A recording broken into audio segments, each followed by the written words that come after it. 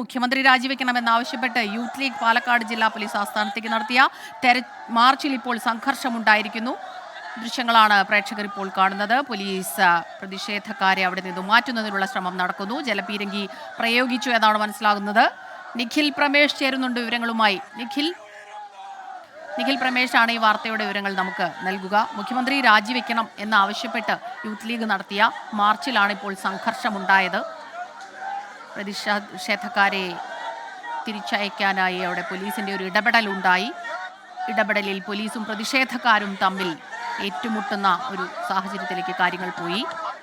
ഉച്ചത്തിൽ മുദ്രാവാക്യം വിളിച്ചുകൊണ്ട് പ്രതിഷേധക്കാരെ അവിടെ നിന്നും മാറ്റുന്നതിനുള്ള പോലീസിന്റെ ശ്രമങ്ങളെ തടയുകയാണ്. യൂത്ത് ലീഗ് മാർച്ചിലാണ് പ്രതിഷേധമുണ്ടായത്. മുഖ്യമന്ത്രിയുടെ രാജി ആവശ്യപ്പെട്ടായിരുന്നു യൂത്ത് ലീഗിന്റെ പ്രതിഷേധം.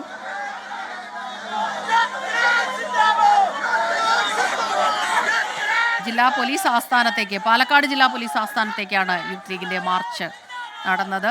ഇപ്പോൾ പോലീസ് വാഹനത്തിലേക്ക് പ്രതിഷേധക്കാരെ കയറ്റുന്നു. പ്രതിഷേധം ശക്തമാക്കുകയാണ് യൂത്ത് ലീഗ് പ്രവർത്തകർ.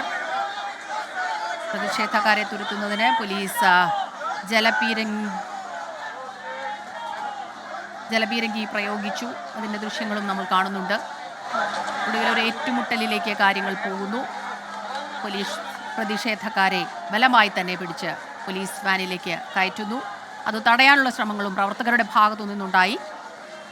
പിരിഞ്ഞു പോകാൻ പ്രതിഷേധക്കാർ കൂട്ടാക്കുന്നില്ല.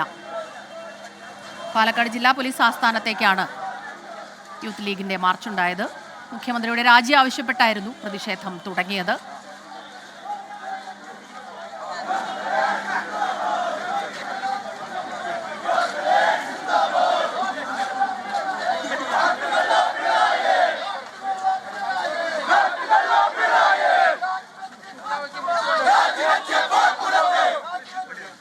പ്രതിഷേധത്തെ തുടർന്ന് പോലീസ് എത്തുന്നു. പോലീസ് സംഘർഷത്തിൽ ഇടപെടുന്നു.